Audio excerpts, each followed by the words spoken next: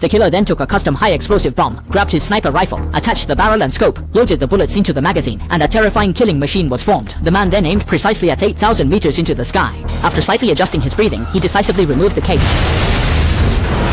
After a violent explosion, the entire building turned into rubble. Although the boss on the side wasn't impressed by the display of power, he remained steadfast and refused to give up. She was very satisfied, but it didn't meet the man's expectations. So without saying a word, she went home and soldered a signal receiver onto the phone card, then sneaked out through the back door, followed closely. She picked up a red brick from the neighbor's yard, carefully cut it open, and poured out a pile of sticky explosives. After filling the container fully with the explosives, the man placed the phone card he had just soldered and then cautiously closed the bag. Dorsway quickly put it in the wooden box and handed it over to the delivery person outside. Soon, Little Bro arrived at a restaurant with a bomb. After a server shouted angrily, he directly opened it, took out the bomb, and placed it among the tableware about to be served. He then calmly pushed it onto the oblivious table. Near the customer, Chang, who had been waiting for a long time, instantly knocked off the wristwatch with his teeth and firmly pressed the start button.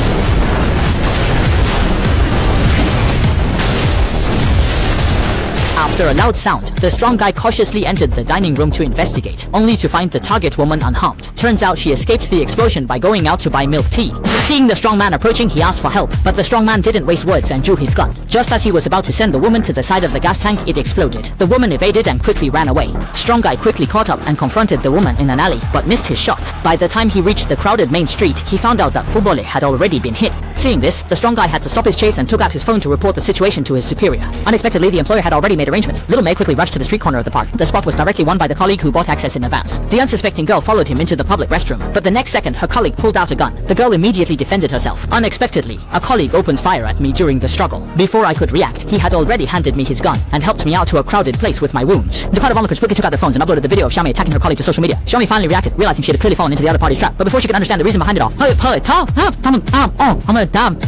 she suddenly saw the strong bald man's silhouette again. He quickly raised the gun and pulled the trigger, but the bullets were gone. Without hesitating, he ran, and the girl continued her escape, enjoying some chicken. He did not rush to chase after them. Instead, he calmly put on a hat, pulled off the man's jacket, and removed his staff card. After dealing with the situation on the spot, Brother Chang went to the subway station to search for the target. Sure enough, she quickly found Xiaomei's tracks, promptly informed Fubole, and started chasing while gambling in the opposite direction. Xiaomei robustly jumped off the platform, headed through the tunnel, and landed at a breezy spot where she just dodged a missile attack, only to have a grenade suddenly roll to her feet.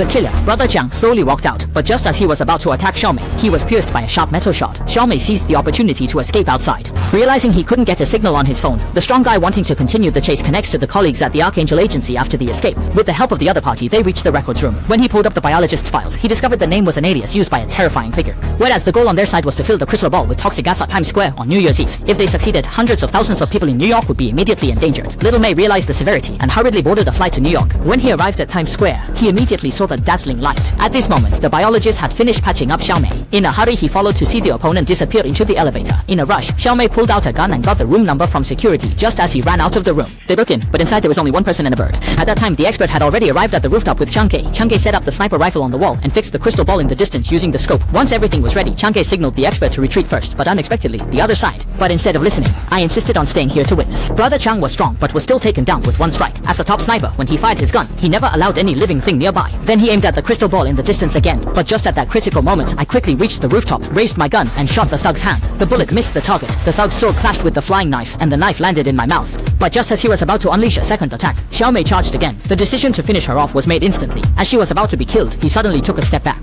With a strong kick, Changge was knocked off the rooftop. Seeing the opponent struggling, Xiaomei sent him flying with a single kick, ultimately resulting in a successful New Year's Eve celebration. Hundreds of thousands of people in New York were saved because of this. At the end of the story, the whole truth came to light, and Xiaomei returned to her normal life because of it.